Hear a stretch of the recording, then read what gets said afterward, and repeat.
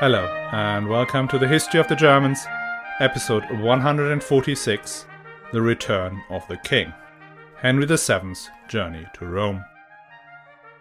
In the winter of 1310, the Emperor-elect Henry VII, not yet 40 years of age and every inch a king, appears in Italy.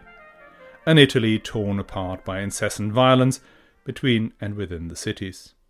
Allegedly, it is a struggle between the pro-imperial Ghibellines and the pro-papal Guelphs, but 60 years after the last emperor had set foot on Italian soil, and 7 years after the Pope has left for Avignon, these designations have become just names without meaning, monikers hiding the naked ambitions of the powerful families. The poet Dante Aligheri projects the hopes of many desperate exiles on Henry when he prays that we, who for so long have passed our nights in the desert, shall behold the gladness for which we have longed. For Titan shall arise pacific, and justice, which had languished without sunshine at the end of the winter solstice, shall grow green once more. A lot to get done for our Luxembourg Count and his army of 5,000 men. Certainty of death, small chance of success. What are we waiting for? But before we start, let me remind you that the History of the Germans podcast is advertising free, thanks to the generosity of our patrons who've signed up on patreon.com/historyofthegermans and on historyofthegermans.com/support. And this week, as promised, I would like to highlight some of you who have been so kind to promote the show these last few weeks. And that list starts with Cyrom, whose article on Medium about the intersection of history podcasting and AI has been hugely interesting and has brought so far a staggering 68 new listeners. You can find a link in the show notes. I would also like to thank Zeta of One, Some Dude, Bloke in North Dorset, Tom Bröckel, Mark Greenwald, Gerko Wolfswinkel and Michael P. Bornemann for their relentless support on Twitter/X and elsewhere. And on Facebook, that list is even longer, so I'm sure I have missed some really important people, but let me thank Kent Lindahl, Katharina Russell-Head, Michael Kufaru, Eric Anderson, Piotr Kaczmarczyk, Simon Wilde, and the incredibly generous Nina Bugger-Rigo. Thank you all so much. But now, back to the show. Last week we left Henry VII, still only King of the Romans, in Turin, home of his brother-in-law, Count Amadeus of Savoy. With him is an army of about 5,000 men recruited amongst his friends and family from the western side of the empire. There are his two brothers, Baldwin, the young Archbishop of Trier, and then the great chivalric knight Walram, now also a Count of Luxembourg. Of the prince-electors and the other great imperial princes, only Leopold, the Duke of Austria, has come along. A modest force, but by no means the smallest ever for a medieval emperor-elect. Two things were supposed to smooth his way down to Rome. For one, Pope Clement VII, the first pope to have left Rome for good and was now residing in Poitiers under the watchful eye of the King of France, in an act of defiance, had promised Henry VII to personally crown him in Rome on February 2nd, 1312. And secondly, the citizens of Italy were tired of the perennial strife between and inside the cities, a struggle often described as the fight between the Guelphs and the Ghibellines. News of the arrival of Henry VII in Italy were greeted with great enthusiasm by many.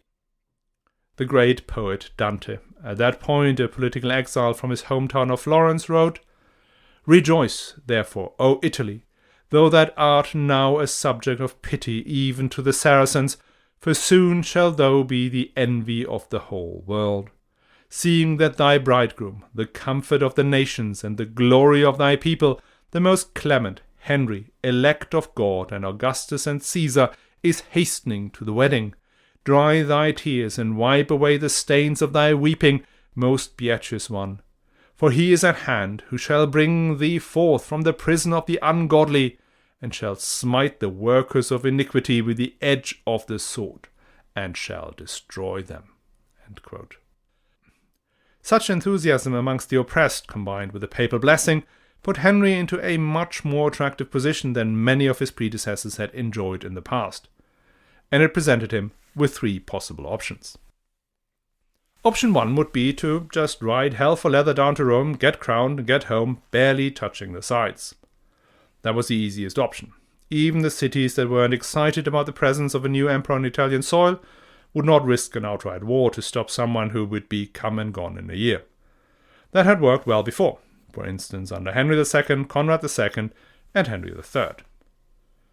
But this option would also mean abandoning any attempt at rebuilding imperial authority in Italy. If Henry wanted to exercise power in Italy, as the great Hohenstaufen had done in the past, he could step up as head of the pro-imperial Ghibelline faction, defeat the Guelphs, and then establish an imperial administration in each of the cities. That is option 2, and that was the way Frederick Barbarossa and Frederick II had pursued their policies with, well, to say it mildly, mixed success. Option 3 was a new option. Because Henry could establish himself as the bringer of peace, as an impartial judge, neither a Guelph nor a Ghibeline, who reconciled the warring factions. Submitting to a just imperial ruler could work for both parties, at least in theory. The end of the incessant warfare would bring peace and prosperity to the merchants and artisans, who were usually leaning on the Guelph side, whilst the imperial projects in the Holy Land and Eastern Europe would provide employment and excitement for the warlike Italian aristocracy, who were usually supportive of Ghibeline positions. Now, no brownie points for guessing which option Henry VII preferred. Here is the great man himself, summarizing his position. Has God, the supreme teacher of justice and equity, given a holier commandment than that which says, "You shall love thy neighbor as yourself"? But is there any difference to be made between Christians? Who is my neighbor? Is it the German, the Frenchman, the Vandal, the Swabian, the Lombard, or the Tuscan? Or who amongst you would like to answer, the Ghibeline? Don't you dare! What have I come for? What have I been sent for? That I, as a godless successor, to take up the errors of all my predecessors and continue them? That I should reawaken the old divisions? And Pope Clement, who occupies God's throne on earth, should he have called forth our army and engraved his mark on lead, so that I might subjugate the Guelphs to the Ghibellines, or the Ghibellines to the Guelphs? What has become of our justice and equality? Some have assumed names under the guise of the empire, others under that of the church, names which Lucifer the fallen had given them, and which can only generate hatred. I, then, who go forth as the messenger of Pope Clement, and under his sign, which is my Christians look to me as the second light of God, I am to appear here to please some and betray others? Not so, as I declare to you here, loud and clear. End quote. What a fine speech by such a fine man. Love thy neighbor, don't repeat the errors of one's predecessors, and a promise not to betray those who put their faith in him. Very exciting new approach. Let's see how that works out. For that, we need to dive a little deeper into the political situation in Italy, and if you think the situation in Germany at the time is confusing, you ain't seen nothing yet. I had to flick through the podcast, the books, and history courses in search of a neat storyline that helps me to cut through the events on the Italian peninsula between the death of Frederick II in 1250 and the arrival of Henry VII in 1310. What I found can be summarized in the words of the immortal Meryl Streep. It's complicated. We still have these city communes that had made life a misery for the Hohenstaufens. But something has fundamentally changed. During the days of the Lombard League, the cities were each dominated by an aristocratic oligarchy, the consuls or senators.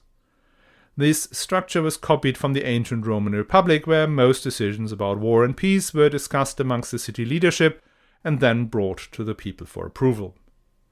These republics were incredibly warlike. If you remember episode 56, when we talked about the tiny city of Crema that resisted a huge army of Frederick Barbarossa for over a year, that is the one where Barbarossa had the prisoners from Crema tied to his siege engines to stop the defenders from shooting at the expensive equipment.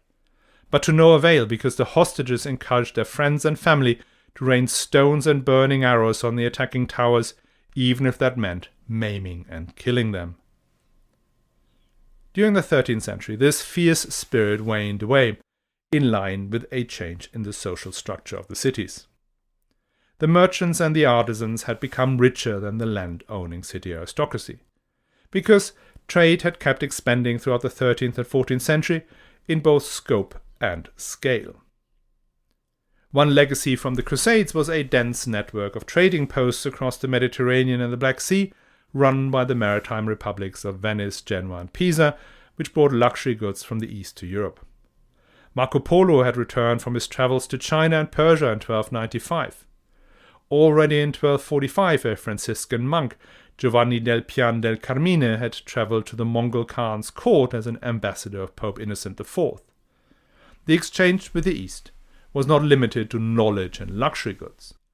To feed the ever-growing city-states, they needed to import grain, and some of it, if not lots of it, came from what is today Ukraine, already then the breadbasket of Europe.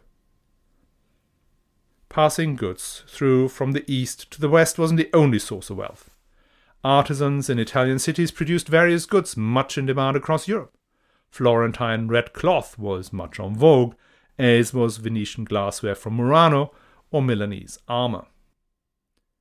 Other than the Hanse, the Italian merchants formed larger and larger firms that set up their own offices abroad, and they competed intensely with each other.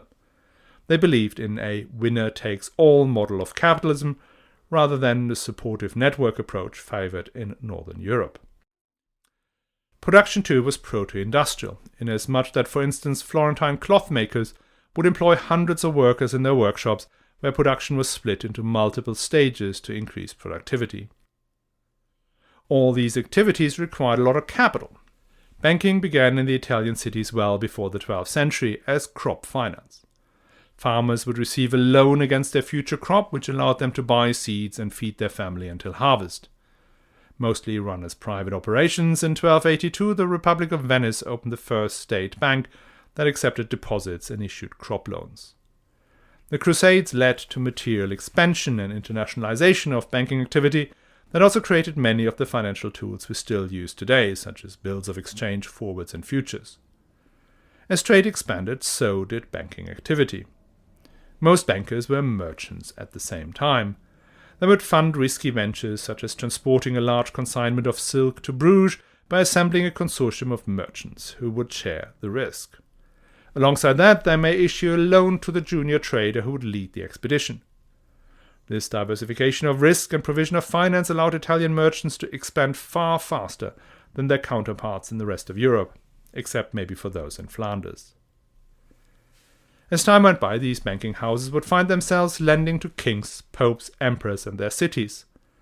These loans were extremely risky, as the king, pope, emperor, or city council could not be made to pay once the loan was due, as the Bardi and Peruzzi of Florence will find out to their detriment.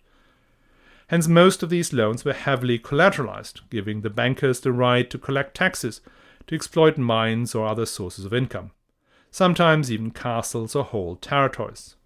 Interest was very high, reflecting these risks, which meant a lucky banker ended up being a very, very rich banker. The usual estimate is that even an average Florentine banker in 1310 had more ready cash than our friend Henry VII, which meant they had a lot more money than the aristocrats who were ruling their city. The difference in resources caused frictions, but the bigger issue was that the consuls and senators did not run the city in the interest of the merchants and artisans. A merchant or artisan may be able to defend himself if need be with a sword, but that does not mean they wanted to fight wars for war's sake. But war for war's sake was very much the aristocratic raison d'être. The other flashpoint was justice. A functioning system of courts that enforced contractual obligations was a key building block in any successful economy, and hence a key concern for the burghers. The city aristocrats regarded justice as a source of income from fees and bribes. Throughout the 13th century, burghers formed associations or guilds to represent their interests, and as the struggle between the aristocrats and the burghers grew fiercer, the city constitutions changed. Many communes had already called people from outside as podestas, to police the city streets and issue justice since the late 12th century. But now we find many cities appointing a capitano del popolo, who was to represent the interest of the people, aka the merchant and artisan classes. And this role became ever more powerful as the merchants became ever more wealthy. These two opposing groups did adopt the names of Ghibellines and Guelphs. The aristocrats would usually become Ghibellines and the burghers tended to be Guelphs.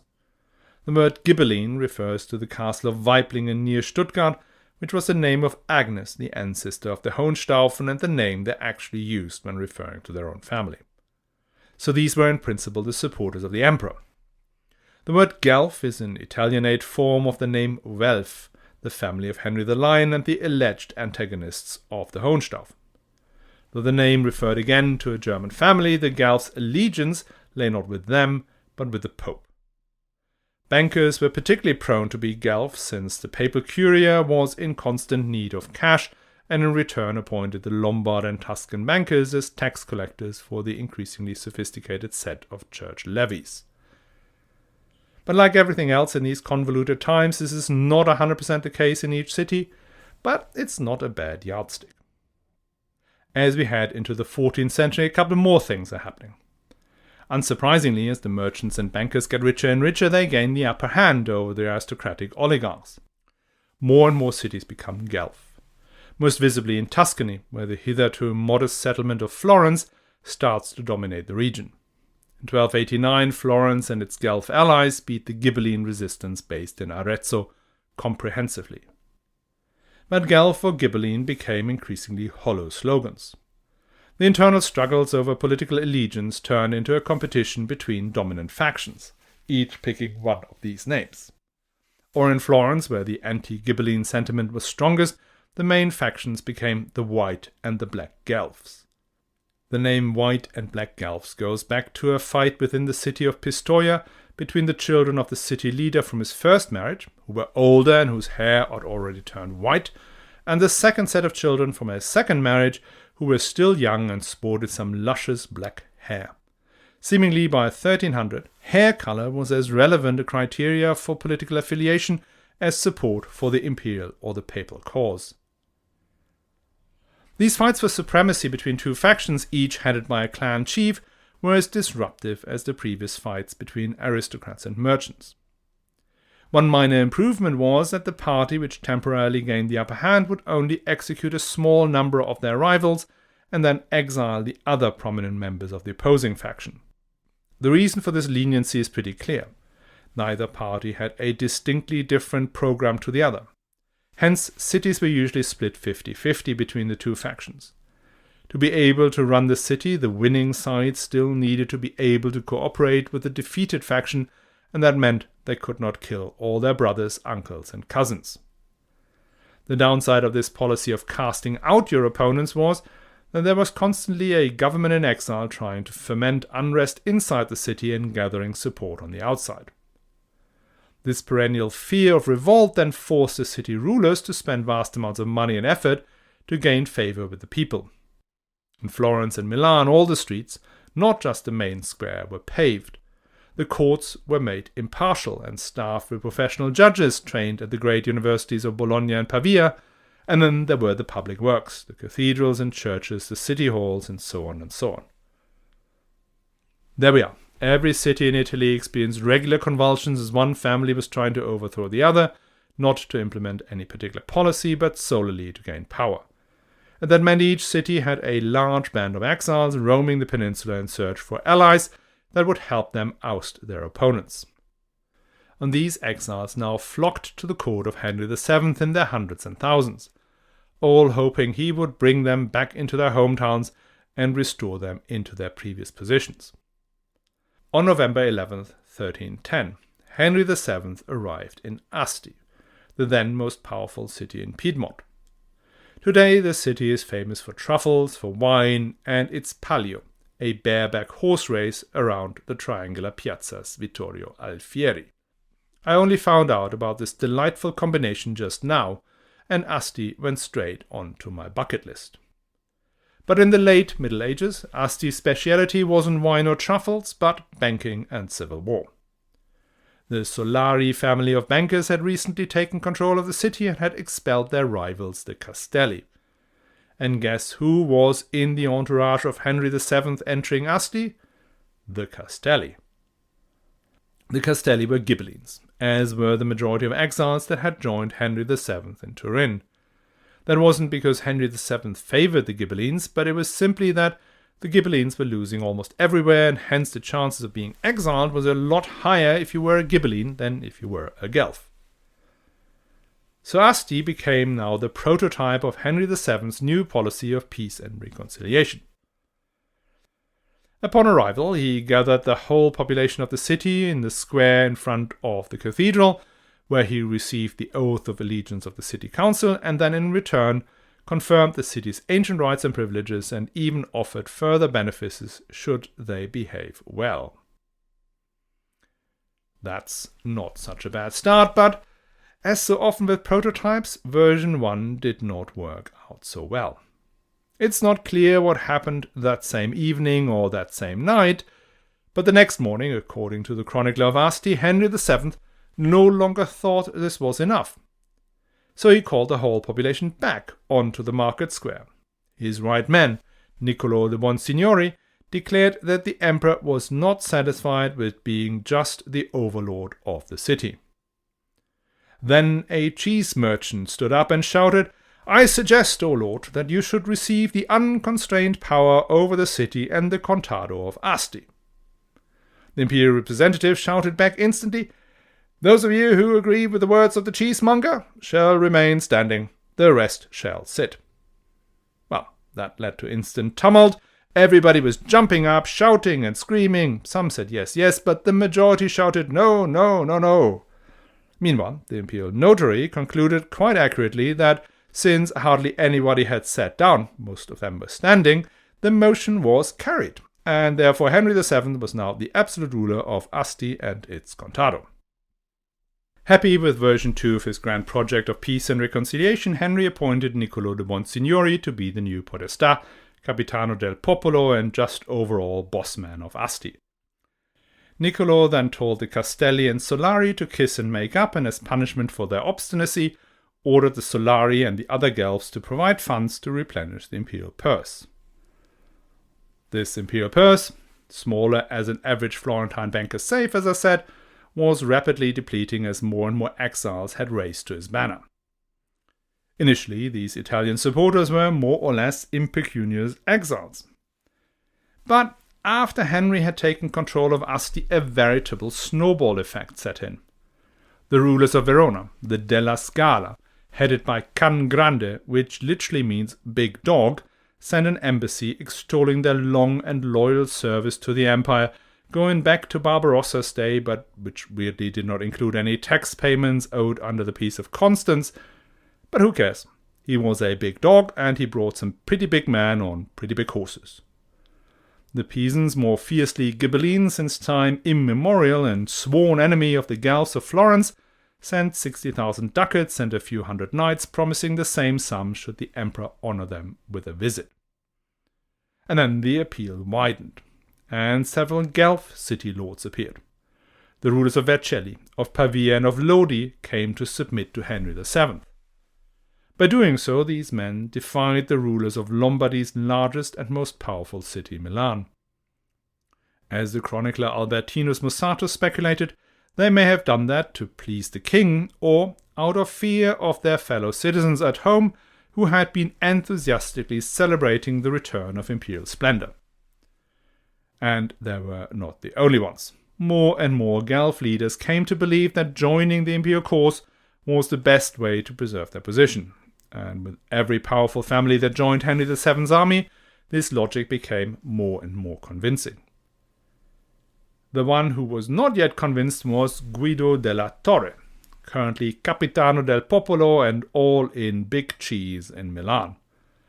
The della Torre were Guelphs and had swapped control of Milan with the Ghibelline Visconti family since 1259, roughly every 10 years, culminating in the execution of 53 Visconti supporters by a certain Napoleone della Torre, which was followed by the capture, torture, and murder of said Napoleone by the Archbishop of Milan, Ottone Visconti. In 1302, Matteo Visconti, who had taken over from his uncle the archbishop and had been recognized as imperial vicar by Adolf von Nassau, was ousted by Guido della Torre, who could rely on support in the surrounding cities of Pavia, Lodi, Cremona, Piacenza, Novara, Brescia, and Bergamo. Milan was the largest city in northern Italy at the time, the city of St. Ambrose, a great commercial centre, and by now the overlord of most of the surrounding cities, including Novara, Vercelli, Brescia, Bergamo, as well as Monza and Pavia, the traditional coronation sites for a king of the Lombards. Now, when Henry VII saw the lords of Pavia, Vercelli, and Lodi riding into his camp, he realized that the hold of Milan over its neighboring cities was crumbling, and that he could now go for the big prize and take his beta-tested reconciliation policy to the capital of Lombardy. Now, Guido della Torre wanted none of this, no reconciliation, no peace, and above all, no return of the hated Visconti into his city. Henry VII therefore opted for a display of strength. He took his now much enlarged force and paraded it below the walls of Milan. And very visibly amongst his men were the lords of Vercelli, of Pavia, and of Lodi, the cities whose rulers had brought the Della Torre back into Milan 9 years earlier, and who may now well be able to bring Matteo Visconti back into Milan. Still, Della Torre refused. He had begun discussions with Florence, whose radical Black Guelph leadership was organizing resistance against Henry VII. And there was also King Robert of Naples down south. Ever since they had wiped out the Hohenstaufen, the kings of Naples had become the dominant power on the peninsula and the leaders of the Guelphs. Their tentacles reached well into Lombardy and Piedmont, where Asti and Alessandria had once sworn allegiance to the Anjou. King Robert was also papal vicar in Romagna and Tuscany, and Florence had once made him their podestat. And Robert was a cousin of King Philip IV of France, who was increasingly concerned about the shenanigans his former vassal was getting himself into down there in Italy. But time was pressing. Henry's army was now camped out in Vercelli, a day and a half's ride from Milan, and worse, Guido's nephew, the Archbishop of Milan, hated him a lot, and for good reason. Guido had his father thrown in jail to rot for fear of competition. So the Archbishop and the Visconti were gathering support inside the city of Milan, once the lords of Pavia, Vercelli, and Lodi worked on the remaining loyal cities of Brescia, Cremona, Como, etc. And that standoff lasted 30 days. Guido hoped for reinforcements to come from Tuscany and the other Lombard cities, whilst Henry hoped that Guido's regime would simply collapse under the external and internal pressures. But time ran out for Henry. He needed to make a move, if not because he was running out of cash. He took his army from Vercelli, which is west of Milan, and marched it towards Pavia, which is just south of the great city. Della Torre watched the army passing and thought his lucky day had come, and the dreaded imperial force would head south to Rome, never to be heard of again. But at the last minute, Henry turned his forces east and marched towards the gates of Milan. Della Torre knew that his citizens weren't prepared to fight a long and painful siege, and that his enemies inside would find a way to open the gates to the imperial army. He caved, and he invited Henry VII into the city and accepted the king as his rightful lord. The conquest of Milan turned the snowball into an avalanche. One city after another swore allegiance to Henry. Brescia, Cremona, Bergamo, Vicenza, Padua, as well as the communes of the Emilia-Romagna, came to hand over the keys of their cities and to receive a new governor chosen by Henry VII. Only the Tuscan allies of Florence and Bologna, the largest of the cities in the Romagna, refused, and instead fortified their walls. And Alessandria, down in Piedmont, also failed to send a delegation, as it was occupied by a garrison of King Robert of Naples, who is now going from mildly concerned about the Count of Luxembourg playing emperor up in Savoy to full-on panic stations. Now meanwhile, Henry VII went from strength to strength. His entrance into Milan turned into a triumph. Accompanied by Guido della Torre, Matteo Visconti, and the Archbishop, 3 men who hated each other from the bottoms of their hearts and whose rivalry had brought untold misery to the population of Milan, were now riding side by side, guiding the future emperor, the bringer of peace and prosperity, into Italy's foremost city. To literally crown his success, Henry VII planned the next act of his drama, emulating the great Charlemagne and many of his Ottonian, Salian and Hohenstaufen predecessors, by planning to put the iron crown of the Lombards on his head. He invited all the important families of Italy to come to the church of Sant'Ambrogio, the venerable house of St. Ambrose, on January 6, the festival of Epiphany 1311, to witness his coronation. Initially there was a bit of confusion, since nearby Monza would have been more appropriate, or Pavia on account of its early submission to imperial suzerainty, but Henry insisted on Sant'Ambrogio in Milan. A great festivity took place before an enthusiastic crowd of princes, nobles and common people. Crowned with the iron crown of Lombardy, the king and his wife rode out into the crowd on horses clad in scarlet and purple cloth, he carrying a sceptre of gold that ended in the shape of a lily in his right hand. He was every inch the king. Tall, with reddish blonde hair that reminded the crowd of the Merovingian and Lombard rulers of old. He wore his hair in the Gallic style, short in the back, as you can see with most UK teenagers today. His perfectly symmetric shoulders sit atop a strong upper body and well-proportioned legs and feet. He speaks slowly and rarely, usually in French, but he has some mastery of Latin as well. And his wife, albeit already 36 years of age, had maintained much of the beauty she had been famed for in her youth. She was blonde and of pale complexion, beautiful cheekbones, the top of her nose a little reddish, the mouth small, and she seems to be perennially smiling. She gave good counsel, knew how to put her arguments across, and was in no way haughty.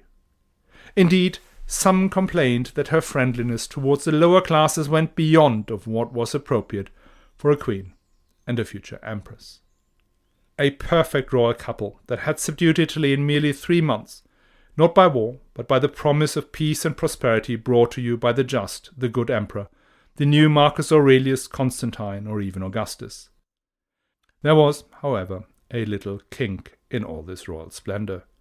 The crown that Henry VII carried so majestically on his graceful head was not the actual iron crown of the Lombards, the one that contains a nail of the Holy Cross in an iron ring on the inside.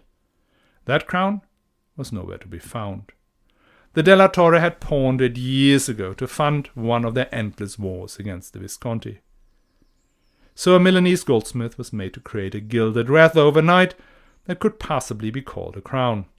And like this crown, the empire that Henry VII had built was a rushed affair, an overnight success, a snowball that had turned into an avalanche.